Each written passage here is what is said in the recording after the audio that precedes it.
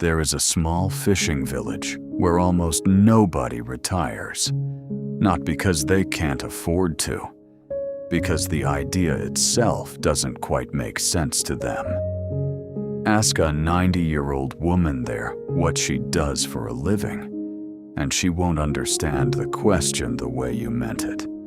She'll just tell you what she's doing today: tending her garden, meeting a friend, making something with her hands.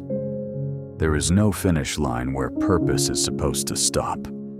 That quiet, almost stubborn refusal to stop living on purpose is the heart of a book that has quietly reshaped how millions of people think about work, aging, and what a good life actually requires. The book is Ikigai, the Japanese secret to a long and happy life, written by Héctor García and Francesc Miralles. García is a Spanish engineer who moved to Japan and became fascinated by why one particular region kept producing so many people who lived past 100, still sharp, still useful, still glad to be alive. Miralles, a novelist, helped shape those findings into something closer to a philosophy than a research paper. Together, they didn't just study longevity statistics. They sat with elderly villagers, asked them plain questions, and listened for the pattern underneath the answers. What they found wasn't a diet. It wasn't a supplement. It was a way of relating to your own days that Western life has slowly trained us out of. And once you see the pattern, you start noticing exactly where modern life quietly works against it. The word Ikigai itself doesn't translate cleanly into English, and that's part of the point. Roughly, it means your reason for getting up in the morning. Not your 5-year plan, not your job title, just the small, specific thing that makes today worth showing up for. Western culture tends to search for purpose in grand terms: a calling, a legacy, a single defining mission. But in the villages the authors studied, Ikigai was almost always something modest. A woman who wakes up early because her tomato plants need her. A retired fisherman who still mends nets every morning, not because anyone requires it of him, but because the ritual itself is the reason. Think about how differently we tend to frame purpose. We ask 22-year-olds what they want to do with their entire life, as if the answer should arrive fully formed and permanent. We treat purpose like a mountain peak you climb toward and eventually reach. But Ikigai works more like a garden. It needs tending, not conquering. It doesn't have to be impressive. It just has to be yours, and it just has to be today. Here's where it gets practical though, because the book doesn't stop at philosophy. It maps Ikigai as sitting at the overlap of 4 things: what you love, what you're good at, what the world needs, and what you can be compensated for. Picture someone who's brilliant at organizing spreadsheets and gets paid well for it, but feels nothing when they do it. That's a job, not an Ikigai. Now picture someone who loves painting and is genuinely talented at it, but never shares it with anyone and never finds a way to sustain it. That's a passion with no roots. The real sweet spot is rare, precisely because it asks you to be honest about all 4 corners at once, not just the one that's easiest to defend at a dinner party. Most people optimize for only 1 or 2 of these corners and wonder why something still feels missing. A doctor who is skilled and well paid but has lost the love may feel successful and empty at the same time. A teacher who adores the classroom but is chronically underpaid may feel joyful and exhausted at the same time. The book's quiet argument is that you don't need to solve this equation perfectly overnight. you need to notice which corner is missing and start closing the gap, one adjustment at a time. That reframing alone changes how you evaluate a career decision. Instead of asking, "Is this the right job?" you start asking, "Which corner of my life is currently starving?" But Ikigai isn't only about work, and this is where the book quietly corrects a very modern mistake. We've collapsed the idea of purpose into the idea of career, as if a job title could ever be a big enough container for a person's reason to exist. The centenarians the authors interviewed didn't organize their identity around occupation at all. Many of them had never had a single defining job. Their Ikigai lived in relationships, in small daily rituals, in craft, in community. This distinction matters enormously for anyone who has ever felt lost after a layoff, or hollow after retirement, or like their whole sense of self collapsed the day their job ended. If your only reason to get up is a role that can be taken from you, you are standing on ground that was never solid to begin with. There's a related pattern worth naming here, because so many people encounter it at the exact moment they think they've earned the right to stop thinking about purpose at all. It shows up after a major transition, a retirement, a divorce, kids finally leaving the house, a business finally sold. Suddenly there's space where there used to be obligation, and for a lot of people, that space doesn't feel like freedom. It feels like falling. A man who spent 30 years defining himself as the guy who runs the logistics department can retire on a Friday and feel by the following Wednesday like a stranger in his own house, because the role that organized his days is simply gone, and nothing rushed in to replace it. The book treats this as predictable, not tragic, and that reframing matters. If purpose depended entirely on a role, of course it collapsed when the role ended. The fix isn't to mourn the role forever.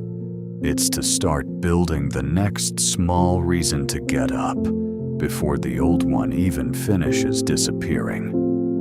Which brings us to something the book treats as almost as important as Ikigai itself: the presence of a tightly knit community. In the regions studied, people don't just have friends. They have what's called a moai, a small group often formed in childhood that commits to supporting each other for life. Not casually, structurally. They check in on each other, share resources during hard times, and simply expect to see one another regularly, decade after decade, without needing an occasion. Compare that to how most adult friendships work today. We tell ourselves we're close to people we haven't spoken to in 8 months because we liked their vacation photos and they liked ours. We call this staying connected. It isn't. Real social bonds require friction, showing up when it's inconvenient, remembering details that don't benefit you, being known well enough that someone would notice if you went quiet for 2 weeks. Imagine a group of 4 co-workers who started a standing Thursday dinner 5 years ago and never let it become optional, even as jobs changed and kids arrived and life got complicated. That small, boring, unglamorous consistency is doing more for their long-term well-being than almost anything else they could buy or achieve. The research is blunt about this. Isolation shortens life, not metaphorically, measurably. Once you understand the role of community, the book's next idea starts to make more sense because it explains what people in these communities are actually doing with each other and with themselves day to day. It's a state the authors describe using the word flow. full immersion in an activity, where self-consciousness disappears and time seems to bend. You've felt this. It's the 2 hours that vanished while you were cooking a complicated meal for people you love. It's the afternoon spent fixing something with your hands, where you looked up and the light outside had completely changed. It's the opposite of scrolling, where 45 minutes disappear and you feel worse than when you started. The villagers the authors met were almost never doing nothing, and they were almost never doing something purely for stimulation. They were absorbed. Gardening, weaving, fishing, woodworking. Tasks with a clear goal, a manageable challenge, and enough complexity to require real attention. That combination is what produces flow.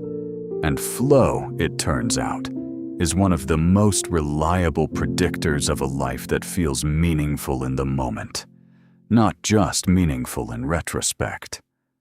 A person who spends their evenings deeply absorbed in restoring an old bicycle is, in a real sense, living better than someone passively consuming 4 hours of content, even if both people would describe their evening as relaxing. One state builds something, the other just passes time. This is worth sitting with for a second, not criticize less. Stop. That's the kind of clean binary thinking the book applies to a surprising number of habits, and it applies here too. Don't aim for slightly less passive scrolling. Replace it.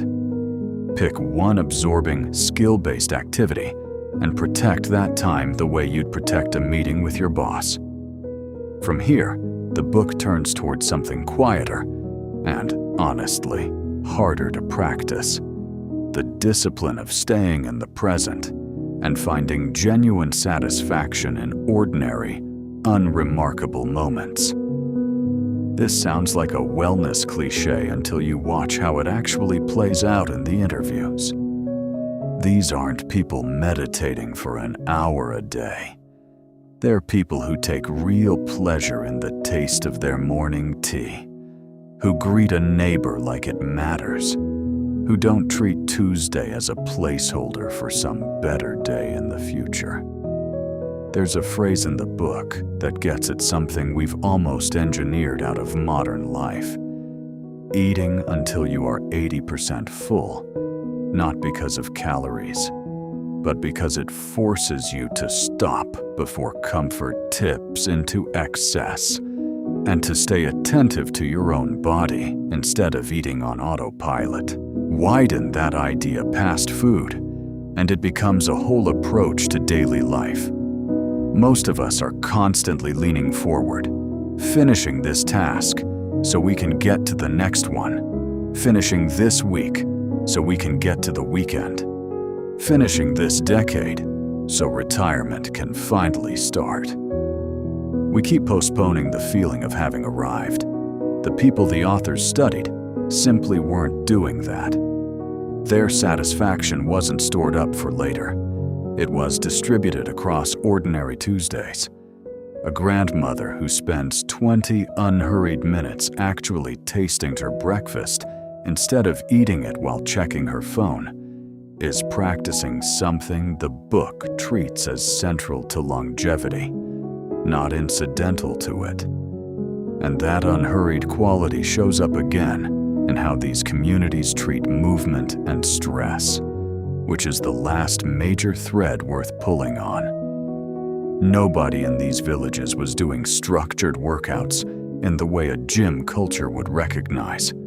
There was no treadmill, no fitness tracker, no 30-minute cardio block scheduled between meetings. Instead, movement was simply woven into the shape of the day. Walking to see a friend, working a garden by hand, climbing the same hill you've climbed for 60 years because that's just where the well is. The body stayed active not through willpower, but through design, because daily life required it, gently and repeatedly, without ever feeling like a chore imposed from outside. There's a related idea the authors borrow from resilience research, sometimes called anti-fragility. The notion that a certain amount of manageable stress and physical challenge actually strengthens a person, the way a muscle grows stronger from resistance, not from rest.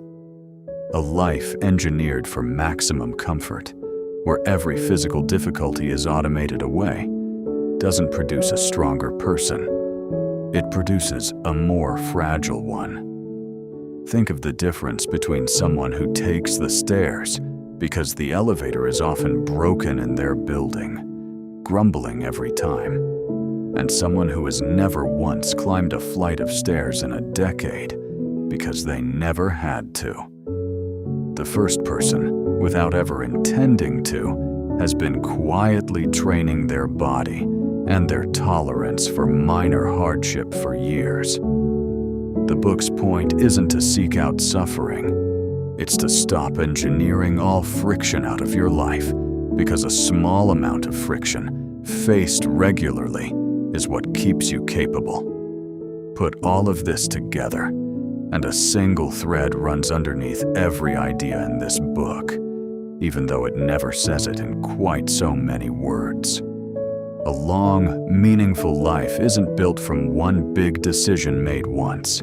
It's built from small, repeated choices about how you spend an ordinary Tuesday. It's the modest reason you get out of bed, not a grand mission statement. It's the friend group you deliberately keep showing up for, not the followers you've collected. It's the hour spent absorbed in something with your hands, not the hour spent absorbed in someone else's highlight reel. It's the meal you actually taste and the walk you take because the world nudged you into it, not because an app told you to. None of this requires moving to a remote village or overhauling your entire life by Monday. It asks for something smaller and, in a way, harder. Noticing where your days have gone quiet on purpose and choosing, deliberately, to fill them back in. Maybe that starts with one phone call you've been putting off, or one evening this week where you build something instead of consuming something, or simply eating your next meal a little slower than you needed to. Whatever your reason for getting up tomorrow turns out to be, may it be small enough to actually hold, and honest enough to actually be yours.